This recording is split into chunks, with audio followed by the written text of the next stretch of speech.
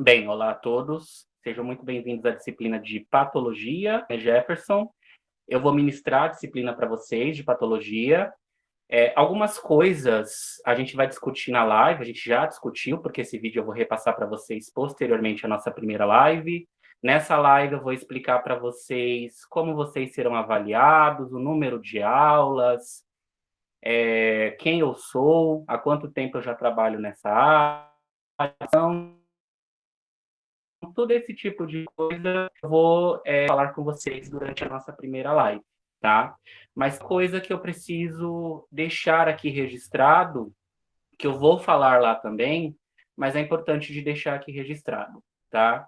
Como é que funciona a dinâmica das minhas aulas, e isso eu tenho observado desde o início da pandemia, desde o início que a gente começou a fazer home office, né? Então, eu já adotei algumas estratégias e eu já vi o que dá certo e o que não dá certo durante essas lives. E uma das coisas que deu muito certo, que é muito bacana, que é muito legal, é ter um conteúdo previamente gravado, tá? Que é o que eu estou fazendo agora. Eu estou gravando a nossa primeira aula de patologia. Eu não tinha essa aula gravada, não foi uma disciplina que eu lecionei o ano passado. Então, eu estou gravando agora, tá? Eu estou gravando essa aula agora e eu já vou falar de algumas adaptações que eu acabei fazendo, mas, como um todo, eu vou seguir o mesmo protocolo que eu segui o ano passado. Então, o que que é esse protocolo que eu segui o ano passado que deu super certo? Uma parte da aula eu disponibilizo o vídeo que eu pré-gravei com a aula.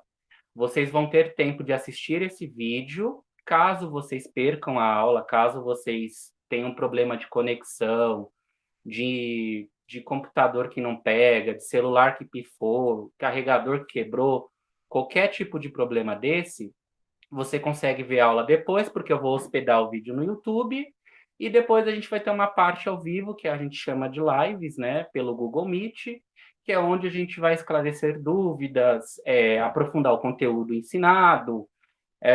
Eu posso eventualmente explicar algo que vocês não tenham entendido. Então, dessa forma, a aula ela consegue fluir muito melhor. Por quê? Caso você não consiga ver a live, você vai ter acesso ao conteúdo bruto, que é o que eu estou gravando. O conteúdo bruto é o que eu vou gravar, tá? Na live, a live a gente vai discutir algo que você não entendeu, tirar uma dúvida, se aprofundar no assunto, eu vou sugerir leitura, a live vai servir para isso, tá? Então, eu só estou reforçando isso que eu já vou falar lá durante a live. E aí, caso vocês não consigam se adaptar a esse método, caso vocês tenham utilizado outro método no passado, né? Aí eu faço totalmente ao vivo, não tem problema, tá? Mas eu geralmente adoto esse tipo de método, por quê? Porque às vezes vocês têm contratempos, vocês não conseguem acompanhar a aula ao vivo, e aí vocês podem acabar sendo prejudicados, tá? Mas se vocês optarem, preferirem que a aula seja totalmente ao vivo, tudo bem, tá? Eu não tenho problema nenhum em realizar a aula totalmente ao vivo. Qual que é o problema de totalmente ao vivo? A sua internet pode cair, às vezes eu vou ter que repetir a mesma coisa 1 milhão de vezes, e a aula costuma não fluir. A gente vai ter aí, em média, 3 horas de aula, e dependendo da situação, dependendo de como tiver o clima, o tempo, a aula não flui, tá? Dessa forma, a aula flui. Por quê? Porque vocês vão ver todo o conteúdo essencial, e o tempo de live é para que a gente tire dúvidas, para que eu reexplique algo que eu já tinha explicado e vocês não entenderam. Então, eu acredito que dessa forma seja muito mais proveitosa para vocês, tá? Sobre as mudanças que eu fiz para poder fazer as minhas gravações. Aqui na frente, por isso que eu fico olhando toda hora, está o meu notebook que está projetando a tela. Eu estou usando a câmera do celular porque tem uma qualidade muito melhor do que a câmera do notebook, tá? Então, eu estou usando o celular aqui com a câmera e o áudio do celular, que tem uma qualidade melhor, mas eu não consigo projetar. Eu estou projetando aqui no meu notebook, tá? O notebook está aqui na frente. No passado, o que eu fazia? Eu gravava com a câmera no notebook. Como o meu notebook ele tem uma versão do PowerPoint muito antiga, eu não conseguia colocar juntar o slide com o vídeo. Agora está muito melhor, porque vocês estão vendo o slide e vocês estão me vendo, tá? Então, eventualmente, se eu der alguma outra disciplina, se bem que isso é disciplina do primeiro módulo de vocês, então provavelmente vocês não terão essa disciplina mais comigo, eu fiz desse jeito. E aí pode ser um pouco confuso. Por quê? Porque para quem assiste desse primeiro jeito que eu fiz, tem que assistir o vídeo juntamente com os slides, tá bom? Então, os vídeos, eu usei esse tempinho agora para fazer essa breve explicação, que eu vou fazer ela ao vivo, eu vou explicar ela de forma muito melhor ao vivo, mas que eu acho que é importante, porque caso você não tenha acompanhado a live e você vem direto ver esse primeiro vídeo, talvez você se sinta um pouco perdido, tá?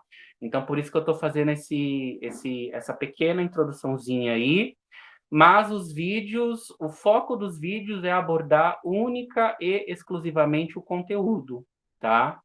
E aí, durante as lives, a gente vai poder aprofundar esse conhecimento adquirido previamente durante os vídeos, tá bom? Então, a gente vai começar aí a falar de patologia. Eu já adianto para vocês que patologia é o estudo das doenças, né? Só que antes de falar de patologia, a gente precisa falar de saúde, tá? Mas antes de começar a falar de saúde, vamos fazer uma revisão breve aí do que viria, né, a ser aí doença. Então, lá nos primórdios, né, nos primórdios da nossa civilização, quando os primeiros seres humanos apareceram na Terra, começaram a formar lá colônias, sociedades, não se sabia nada sobre agente infeccioso, sobre mutação genética, não sabia-se nada sobre isso. E como a gente sabe hoje, por exemplo, você pega uma gripe por quê? Por causa de um agente infeccioso chamado influenza, tá? Não sabia-se nada disso. Então, acreditava-se há muito tempo atrás que a doença nada mais era do que uma maldição. Então, se você ficava doente, se você ficava adoecido, isso era devido a uma maldição. Ainda hoje, vocês devem acompanhar aí notícias pelo Facebook, pelo G1, por vários locais, ainda existe civilizações, povos que acreditam muito nisso, né? Então, um exemplo, nos anos 80, a gente teve uma pandemia do HIV. Essa não é a pandemia do coronavírus, não é a primeira pandemia que a gente está enfrentando e, infelizmente, também não será a última, tá? Mas ainda hoje, os anos 80 foi ontem, né? Se você for parar para pensar. As pessoas realmente acreditavam que o HIV era devido a uma maldição. Então, vocês provavelmente, não sei quem é dessa época, já deve ter ouvido falar que o HIV ele era o câncer gay, que ele era uma maldição para poder punir os homossexuais. E a gente viu que não é bem isso. Ainda hoje, há pouco tempo atrás, no início da pandemia do coronavírus, também teve alguns líderes aí religiosos atribuindo a existência do coronavírus a pessoas que são pecaminosas, né, que cometem pecados. Só que hoje a gente já sabe, hoje não, né? Há um tempinho aí, algumas centenas de anos, a gente já sabe que as doenças não são causadas devido a castigos, certo? Então, começando aí com a introdução à patologia, antes de falar da patologia propriamente dita, vamos falar aí um pouquinho de saúde, né? Porque doença e saúde são coisas que estão atreladas, né? Então, o conceito amplo de saúde, ela está intimamente ligado à qualidade de vida e não simplesmente à ausência da doença. Muitas pessoas acreditam que ser saudável é não ter nenhum tipo de manifestação de doença, por exemplo.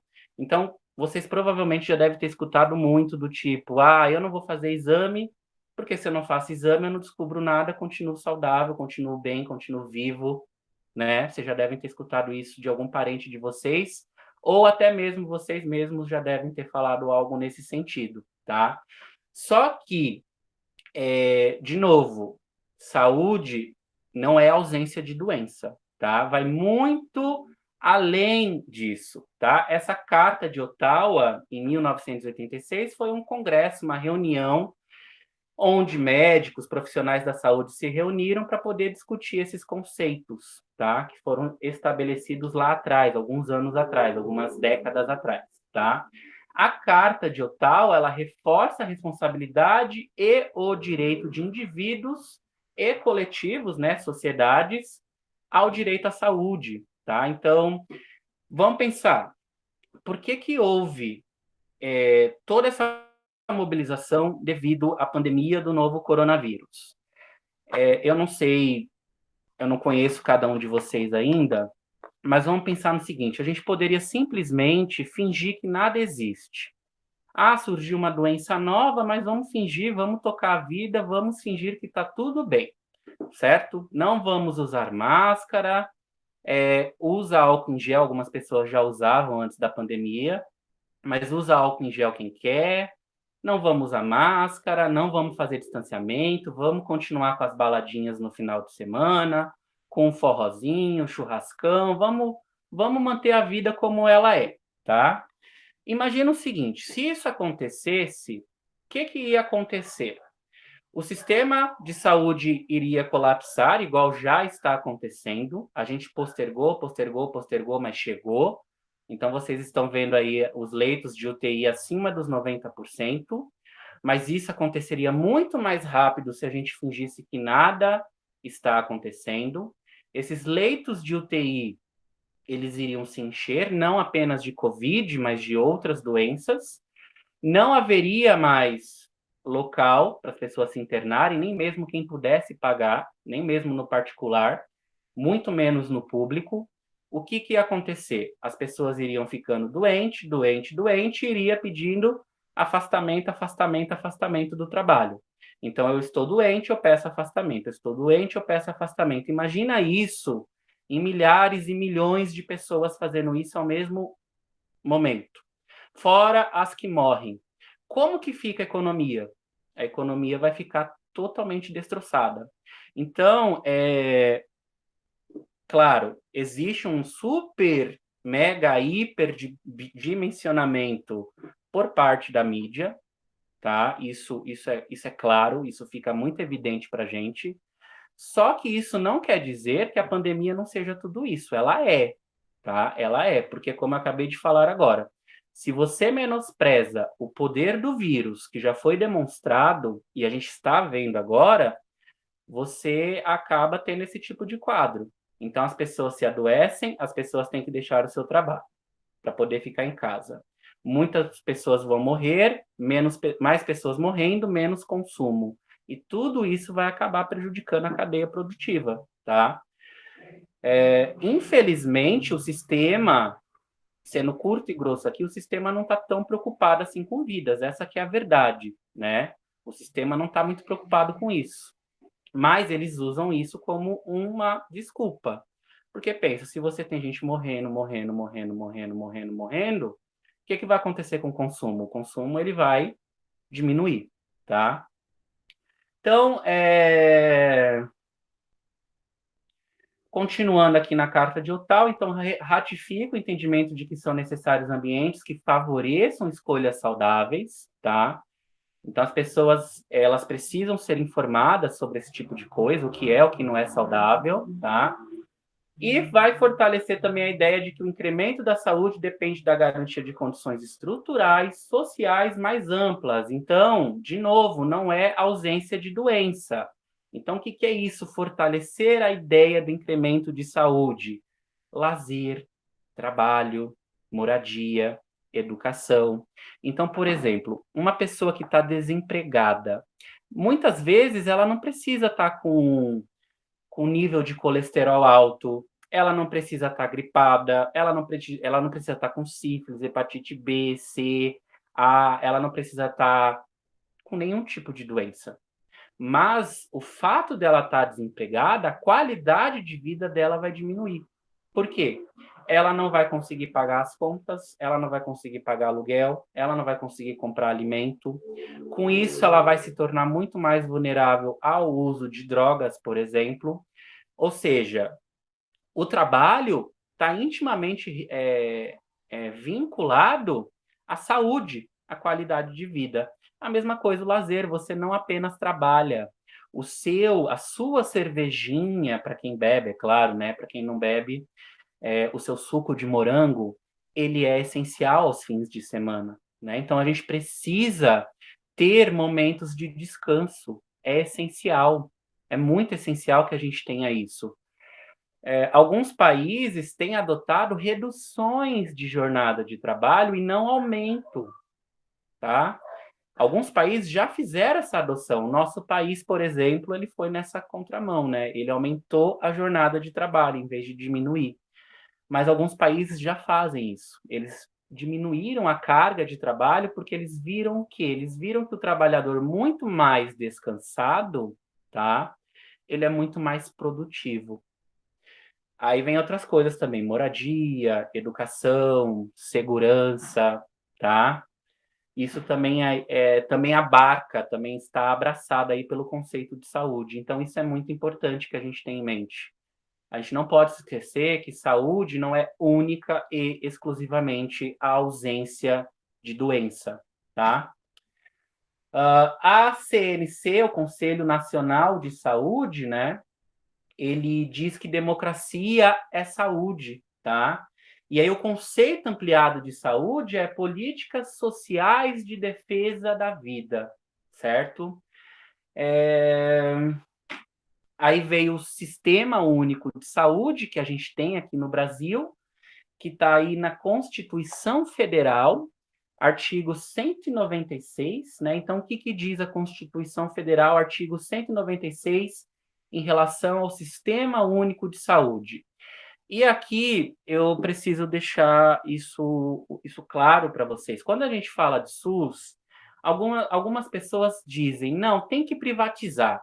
Tem que privatizar o SUS porque o SUS ele é ineficiente. Eu fui ontem no posto de saúde e no posto de saúde eu demorei 5 horas para ser atendido. É muita incompetência, não funciona, o SUS não funciona. Tem que acabar o SUS, tem que privatizar. É melhor que todo mundo pague, que aí fica até mais barato, porque pensa, quanto de imposto meu não sai para poder bancar o SUS, né? Depois a gente pode até fazer essa conta durante a live de quanto de imposto nosso vai para pagar o SUS. Você já parou para pensar que com com esse valor de imposto que vai para pagar o SUS, se você tivesse que tirar por fora, quanto do seu salário sairia para você pagar um plano de saúde? A gente pode fazer isso durante a live. Mas entendam, o SUS não é apenas isso. Isso é importante. Você está com algum tipo de, sei lá, febre, vômito, ir lá no posto de saúde, ser atendido. Isso é legal, isso é bacana, isso é importante. Mas o SUS, ele não faz apenas isso, tá? O SUS, por exemplo, ele é responsável, dentro do SUS, a gente tem a Agência Nacional de Vigilância Sanitária, Anvisa, tá? Ela responde ao SUS. Ou seja, aprovação de medicamento, aprovação de cosmético, aprovação de alimento, tudo isso passa pela Anvisa e, consequentemente, passa pelo SUS. Questão de qualidade da água, né? Então, se a sua água ela segue minimamente algum tipo de critério de qualidade, isso é graças ao SUS.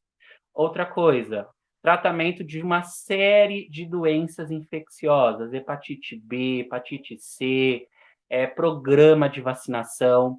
Eu fui, há pouco tempo, verificar o preço da vacina do HPV, 3 doses, tá? Você tem que tomar 3 doses. Cada dose da vacina do HPV, há pouco tempo que eu verifiquei, no DASA, no laboratório DASA, custa R$ 460. R$ 460.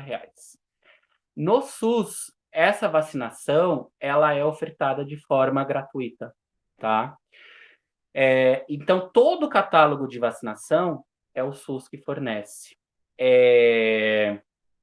Apoio à grávida, à gestante, é o SUS, tá? Então, todo procedimento clínico que você tem que fazer é o SUS. Onde você consegue tratamento gratuito para o HIV, por exemplo? O Brasil é referência mundial de tratamento e combate ao HIV. Isso por conta do SUS, tá? No SUS, você também acaba o quê? Se curando de sífilis. Então, no SUS, você faz tratamento para sífilis, por exemplo.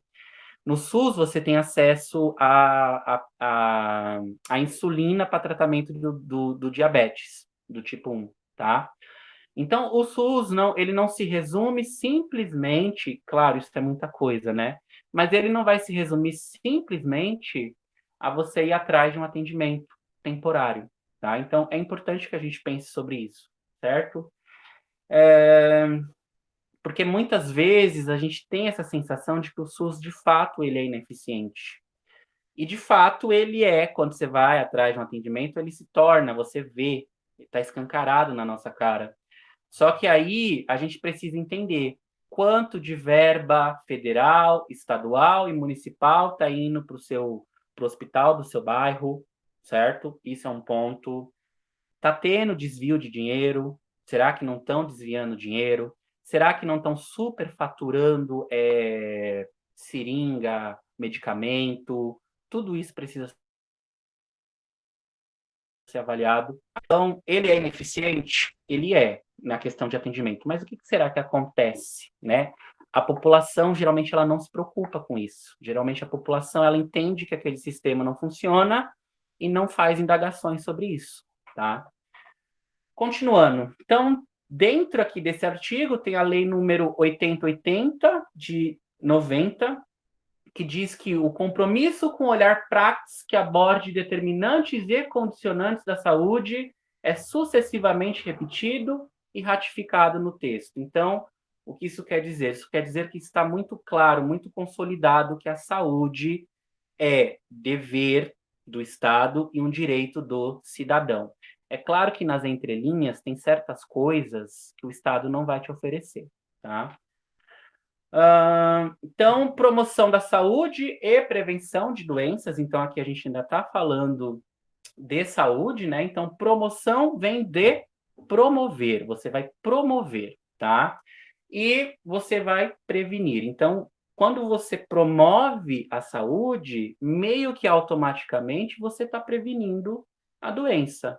Então, quando o Ministério da Saúde, por exemplo, faz uma campanha antitabagista, ou seja, contra o uso de cigarro, querendo ou não, ele está promovendo saúde e ele está prevenindo doenças. Como?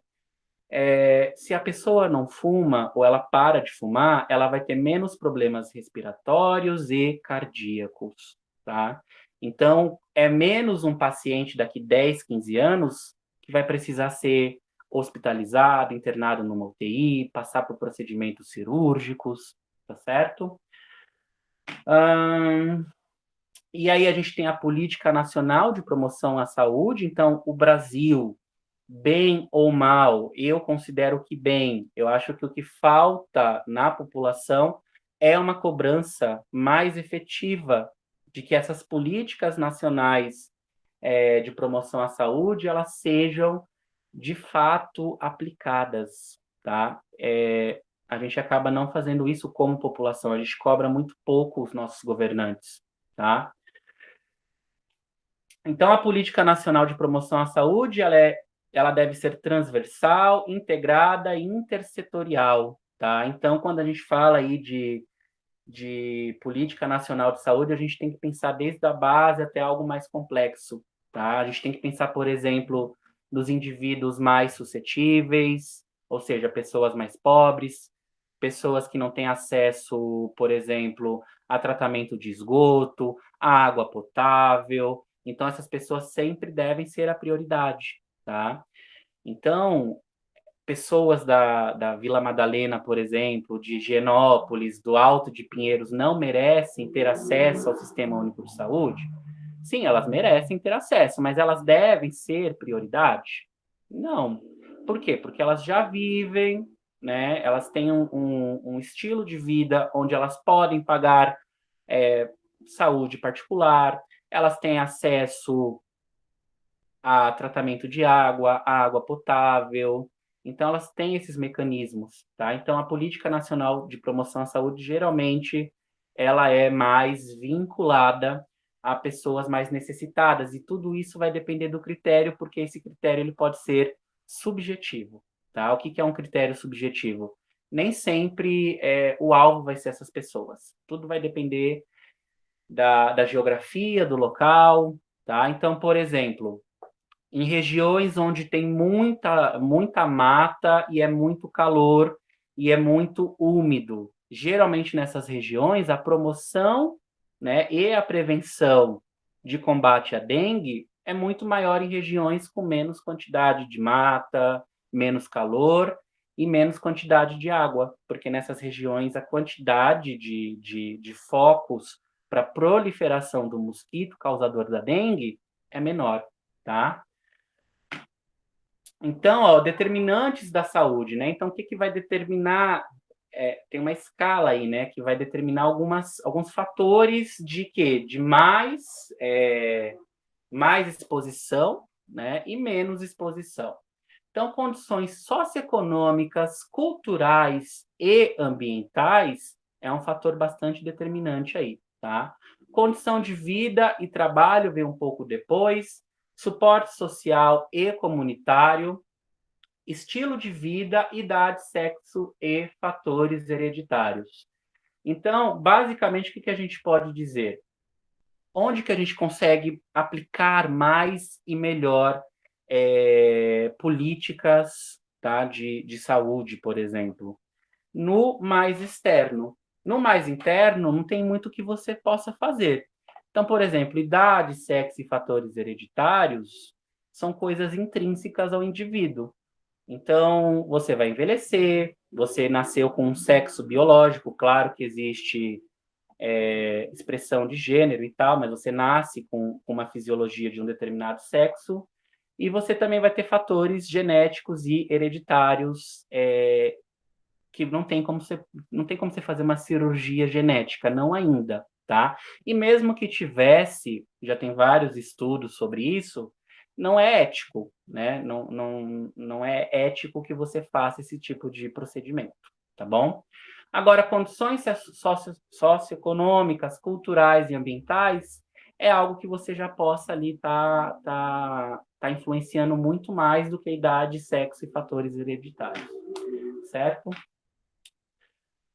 Então, atenção integral à saúde, né? A gente sempre vai olhar aí o sujeito, é mais ou menos o que eu acabei de falar no slide anterior. Se vocês tiverem dúvidas, tá, sobre o que eu estou explicando, ou se não ficou claro o que eu acabei de explicar, vocês anotem. Essa é outra vantagem que eu não falei lá no começo, né?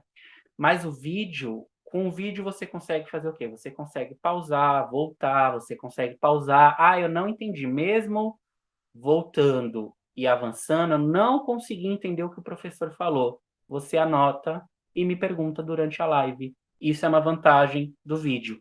Sem contar que depois, com o vídeo, você consegue fazer o quê? Com o vídeo, você consegue estudar quantas vezes você quiser, tá? Então, eu falei um pouquinho de saúde de forma bastante resumida aí, tá?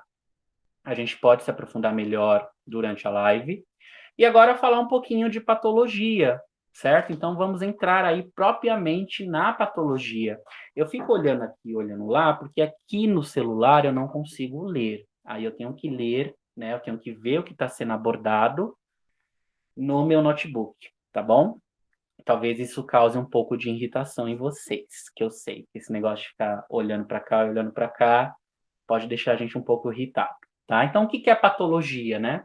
Patologia é o ramo da ciência médica, ciências biológicas, assim como a farmácia, assim como a biologia, que vai estudar, né, as alterações morfológicas e fisiológicas dos estados de saúde, certo?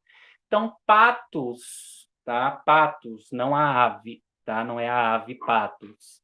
Mas patos, com TH, vem de sofrimento, doença, tá? E logia, isso daí todo mundo sabe, desde a época do ensino médio, vem de estudo, certo? Aí, A patologia vocês estão tendo dentro do curso de farmácia, é um curso técnico, então não tem como a gente se aprofundar de forma... Se aprofundar, né? Não tem como a gente se aprofundar, serão aí 6 aulas que a gente vai ter. Não tem como a gente fazer esse aprofundamento tão grande, não se compara, por exemplo, com uma patologia ministrada num curso superior, mas é para que vocês saiam do curso técnico tendo uma noção do que vem a ser patologia, tá? Então, é algo mais abrangente. Eu não sei se para o técnico de farmácia existe uma especialização, por exemplo, de patologia, tá? Então, dentro da clínica, por exemplo, quando a gente fala clínica, a gente está falando do ambiente hospitalar mesmo. E quem é a tríplice nos hospitais? Quem são os 3 principais trabalhadores dentro de um hospital? É o médico, é o enfermeiro e é o farmacêutico. Essa é a tríplice. É claro que a gente sabe que o médico é aquele que é o melhor remunerado, né?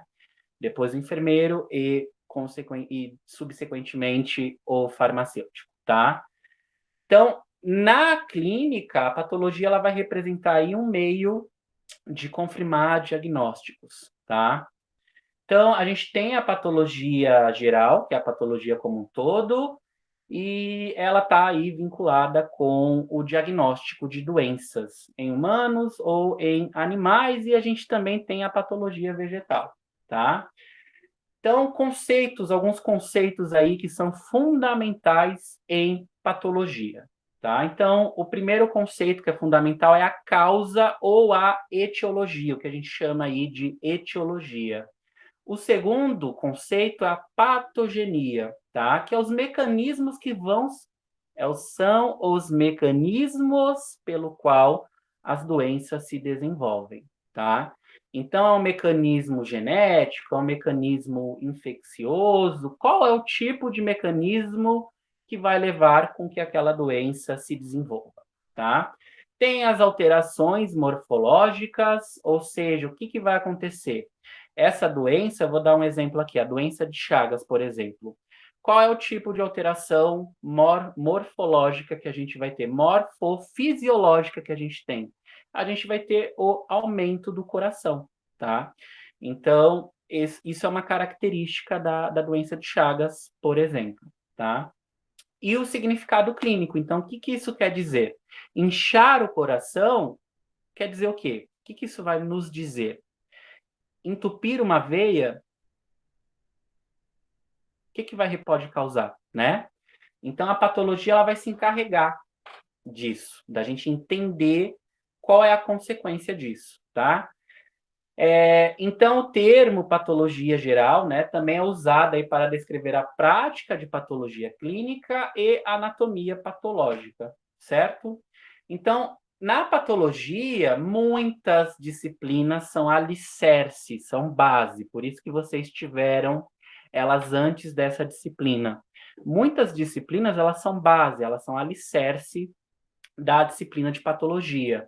São elas anatomia, histologia, embriologia, fisiologia, microbiologia, bioquímica, imunologia, parasitologia, biologia molecular, genética, entre outras. A gente vai ter condições de estudar todas essas disciplinas dentro da disciplina de patologia? Não. Em teoria, anatomia, histologia, embriologia e fisiologia, vocês viram na disciplina de morfofisiologia. Vocês tiveram também uma disciplina de bioquímica, química e bioquímica, e vocês tiveram a disciplina aí de microbiologia. É claro que eu vou retomar alguns conceitos, tá? Como eu havia dito no começo desse vídeo, eu tenho algumas aulas, aliás, eu tenho algumas disciplinas já gravadas. Uma delas é a disciplina de morfofisiologia ou anatomia. Na verdade, é o mesmo conteúdo. Então, durante as nossas aulas, eu vou disponibilizar para vocês essas aulas, caso vocês queiram fazer uma revisão. Ah, eu esqueci o que é isso, eu esqueci qual é a função do sistema respiratório. Ah, eu lembro qual é a função, mas eu não lembro qual é a função dos alvéolos, eu não lembro do que é formado os brônquios, eu não lembro de nada disso. eu disponibilizarei para vocês esses links, tá? Claro, não teremos tempo aí de discutir todos esses elementos dentro da disciplina de patologia, mas caso vocês queiram rever o conteúdo, vocês revejam, tá? Dica: eu particularmente gosto de ver os vídeos na velocidade 1,5, 2, tá? Então, se é algo que vocês já viram, que vocês já estudaram e vocês só querem fazer uma revisão, assista o vídeo em velocidade 1,5, que ele acaba rapidinho, tá? Durante a live eu vou ensinar para vocês, para quem não sabe, é claro, como mudar a velocidade do vídeo, certo? A patologia aí também ela pode ser dividida, né, com base naquilo que você está estudando, como acabei de falar, patologia animal, patologia vegetal, ou no sistema que você está estudando. Então, a gente vai ter aí, vocês devem ter a apostila, a gente vai ter uma aula aí que é patologia do sistema respiratório, digestório, cardiovascular. A gente vai ter aulas com as patologias desses sistemas, tá? Então, você pode se referir à patologia do sistema respiratório, tá? Aí, aqui, no finalzinho do slide, eu coloco aqui para vocês que a patologia, ela tenta explicar os porquês e os ondes, né, dos sinais e sintomas manifestados pelos pacientes, tá? Enquanto isso, ela oferece uma boa base para cuidados clínicos e terapêuticos a serem empregados. Então, de novo, a patologia, ela não é um conhecimento, isso em nenhuma disciplina, de nenhum curso, de nenhum ramo do conhecimento. Então, quando a gente fala de microbiologia, por exemplo, a gente não está falando só de microbiologia, a gente tem que levar em conta citologia, bioquímica, genética, a mesma coisa a patologia. A patologia ela vai abraçar essas outras disciplinas, né? Então ela vai abraçar todas essas outras aí que a gente tem que saber um pouquinho, senão a gente não consegue estudar patologia. Então, por exemplo, se eu perguntar para vocês, adianta tratar infecção bacteriana, ou seja, a gente vai ter uma aula de infecção, mas adianta tentar tratar infecção viral com penicilina? Será que adianta? Me respondam na live. Pensem aí. Por que usam a tal da azitromicina? Para quem não sabe, azitromicina é um antibiótico numa doença, no caso de Covid. Será que ela é efetiva para o Covid? E se usam, por que usam? Isso a gente discute nas lives, certo? Outros conceitos aí que são importantes, né? Então, etiologia é a parte da patologia que se atém às causas das lesões, né? Patogenia, ou seja, como essas lesões se formam. Então, por exemplo, se você está com um monte de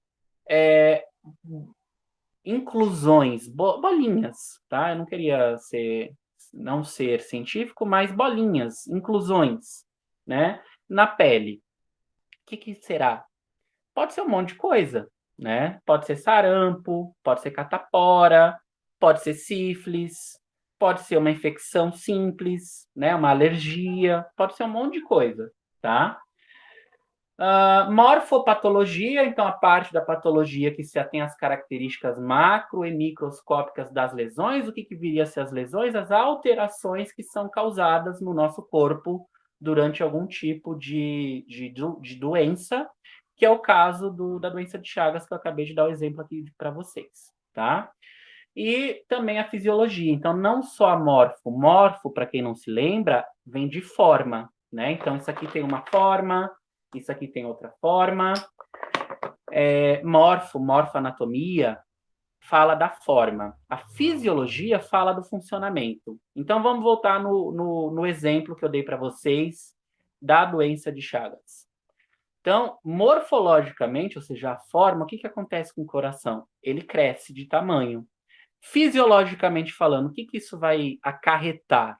Ou seja, qual é a consequência desse crescimento de tamanho? Isso que a gente precisa pensar, certo?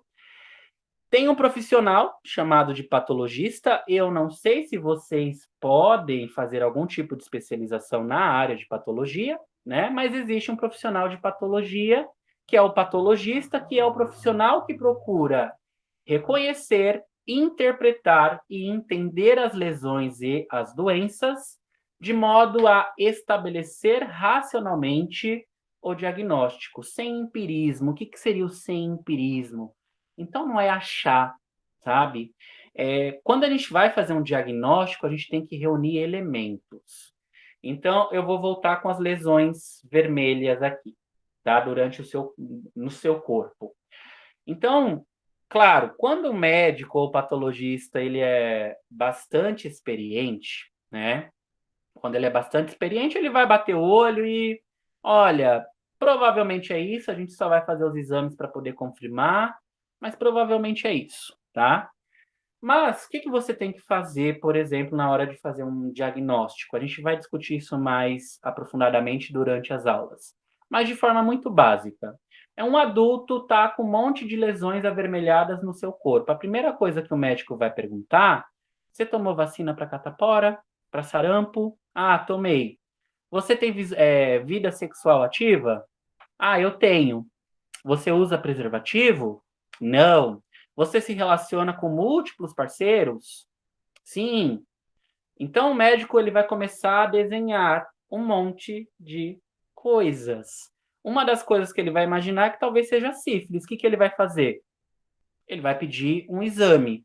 E aí o primeiro exame que o médico pede é um exame chamado de VDLR, que a gente vai falar mais para frente.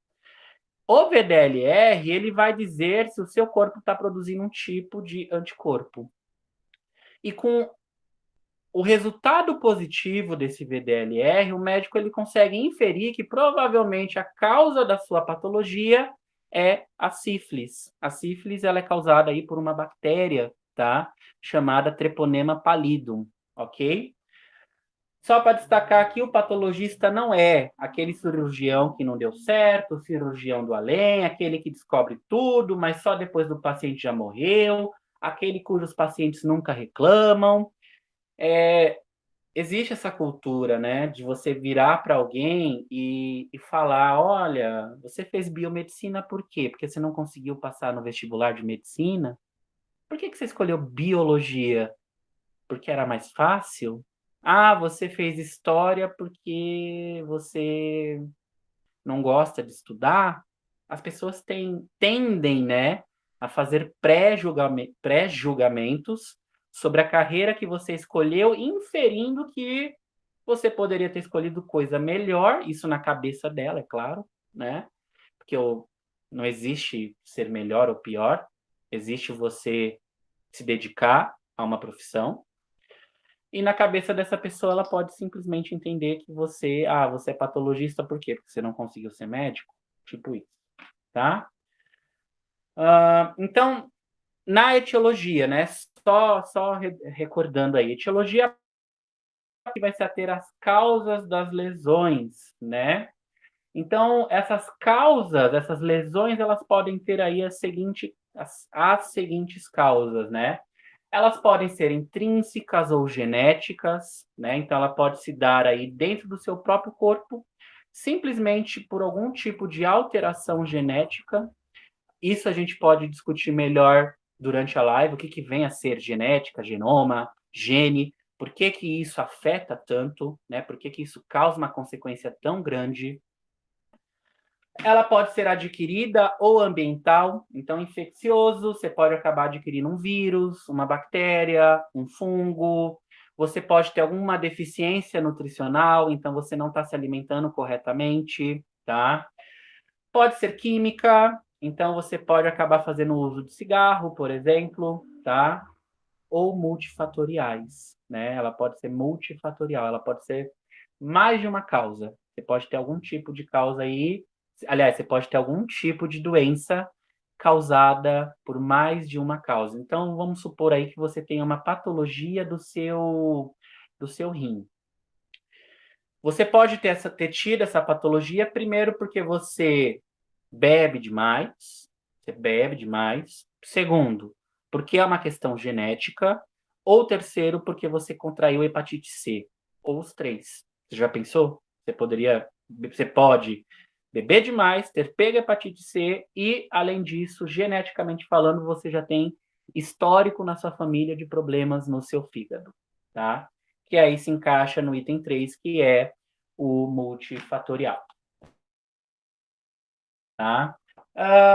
Então, o estudo da patogenia é basicamente, né, tá até destacado aí, a gente já tinha enumerado lá, agora eu só estou detalhando um pouquinho o que é cada uma dessas coisas, né? Então, a gente falou aí um pouquinho de etiologia, agora a patogenia, e a patogenia a gente pode basicamente dizer aí, né, se fixar, que é o principal domínio da patologia, né? Então, a patogenia é basicamente aquilo que a gente quer entender, como que a doença se instala, o que que ela causa, né? Como que ela vai ser conhecida. Então, um exemplo aqui, ó, fibrose cística, não basta conhecer o que causou a fibrose cística, mas tem que conhecer também o seu produto, ou seja, o que aquele gene produz, isso a gente vai detalhar melhor durante a live. Aqui eu quero só me concentrar no conteúdo mais básico dentro da patologia, tá?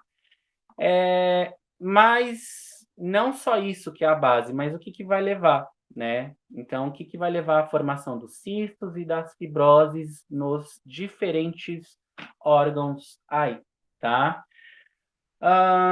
Aí tem a morfopatologia também, né? Que são as alterações morfológicas na célula ou tecido. Isso a gente aprende lá na anatomia e fisiologia, no caso de vocês de farmácia, na disciplina de morfofisiologia, tá?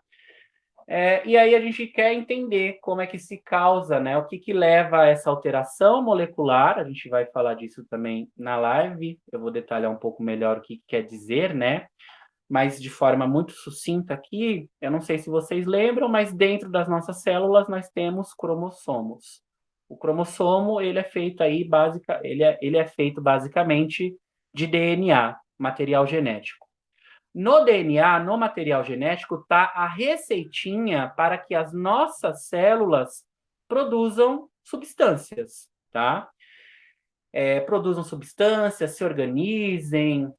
Então, lá está a receitinha de tudo, o código da vida. Qualquer alteração, modificação nessa receita vai te causar, nem sempre isso acontece, mas na maioria das vezes vai te levar a algum tipo de problema, tá? Que é o que a morfopatologia ela abraça aqui, né? Então, a origem, então, aonde foi a origem, o que que eu posso fazer, tá? Que tipo de problema isso vai me resultar? E esse último slide, patologia molecular. A patologia molecular, na verdade, ela está muito mais direcionada, muito mais relacionada com o diagnóstico ainda aí, né? É o que já vem acontecendo. Quem pode pagar já tem feito isso. Um exemplo muito claro, que todo mundo vai lembrar, é com a Angelina Jolie. Não sei se vocês se recordam, mas a Angelina Jolie ela fez um exame, ela fez um sequenciamento do DNA dela. Então, o DNA dela revelou tudo para ela, inclusive as possíveis doenças que ela pode desenvolver. O que que ela fez? Optou por retirar câncer de mama. Não, ela ainda não tinha câncer de mama. Mas o que que ela fez? Ela optou por retirar as mamas, porque provavelmente ela poderia desenvolver câncer de mama, tá? Isso, né? Isso seguindo esse protocolo que é chamado aí de patologia molecular, certo? Então, a gente encerra a nossa primeira aula de introdução à patologia, tá? Aliás, a nossa primeira aula de patologia, que é a introdução à patologia. Espero que vocês tenham gostado. Vocês podem fazer qualquer tipo de fugiu a palavra aqui. Vocês podem fazer sugestões, tá? A sugestão de vocês é muito importante para que eu melhore as aulas. Tanto sugestões, comentários. Ah, eu não gostei muito disso. Não, eu achei que ficou estranho. Eu não consegui entender, tá? Mas isso a gente vai se adaptando aí ao longo das aulas. E se vocês gostaram desse método, que, de novo, eu vejo muita vantagem nele, por exemplo, alguém que tenha perdido essa primeira aula vai conseguir vê-la. Se eu estivesse passando ela ao vivo, já não conseguiria. Aí vocês vão falar, por que que você não grava o que você dá ao vivo e passa para a gente? Se eu fizer isso, eu não vou ter espaço no computador. Porque toda aula que eu gravar, eu disponibilizar depois para vocês, eu não vou ter espaço no meu computador, tá? Então, eu acabo tendo que gravar a aula, fica esse número fixo de aulas e eu vou disponibilizando para vocês. Agora, gravar toda a live que a gente tem é muito impossível. Por quê? Porque aqui eu não tenho interrupções. Eu vou explicando, explicando, explicando. Então, se a gente for fazer totalmente ao vivo, isso que eu devo ter feito agora em mais ou menos 30 minutos, esse vídeo deve ter aí uns 30 minutos, numa live se transforma aí fácil, fácil em 2 horas. Por quê? Porque a internet cai, trava, a internet de alguém caiu, travou, professor, você pode repetir, certo? Ah, eu não entendi, você pode voltar? Aí isso outros colegas já entenderam, aí, volto. Então, esse sistema tem um monte de benefícios, também tem seus malefícios, né? O malefício seria você não conseguir perguntar ao professor na hora aquilo que ele explicou. Mas aí vocês resolvem isso de forma muito simples. Anotem, não entendi. Anoto e na live eu pergunto, porque a gente vai ter live. Esse vídeo pré-gravado, ele não exclui e nem excluirá as nossas lives, tá? Aí vocês vão ver que alguém pode falar assim: para que live? Para você explicar de novo o que você já explicou? Não, o objetivo das lives não é esse, tá? O objetivo das lives é que a gente aprofunde o conhecimento que a gente já adquiriu aqui durante o vídeo, tá? Então, o objetivo das lives é que eu esclareça alguma dúvida, que eu explique alguns pontos que não ficaram muito claros, que eu use o tempo para explicar algumas outras coisas que é importante para o entendimento do conteúdo, tá certo? Então, anotem as dúvidas, leiam também o capítulo da apostila, leiam os slides e tragam perguntas para a aula, porque a participação de vocês é importante, tá bom? Bons estudos e até logo!